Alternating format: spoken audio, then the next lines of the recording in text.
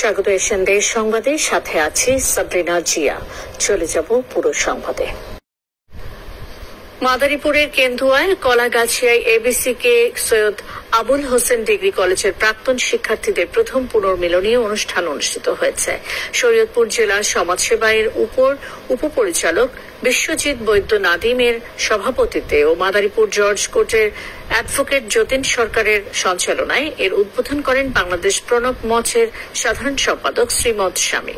স্বাগত বক্তব্য রাখেন কলেজের ভারপ্রাপ্ত অধ্যক্ষ অসীম কুমার বিশ্বাস। প্রধান অতিথির বক্তব্য রাখেন বিএনপি কেন্দ্রীয় কমিটির সহ গণশিক্ষা বিষয়ক সম্পাদক আনিসুর রহমান খোকন তালুকদার।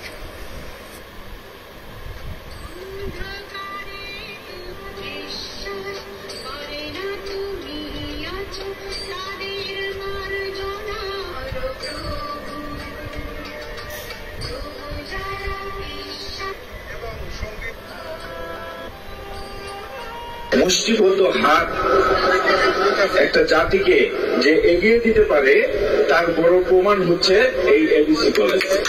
এই কলেজটি প্রতিষ্ঠিত হয়েছিল, সেই থেকে যত শিক্ষার্থী বৃন্দ আছে সবাই আজ আমরা পেয়েছি, এই জন্য আমি গর্বিত।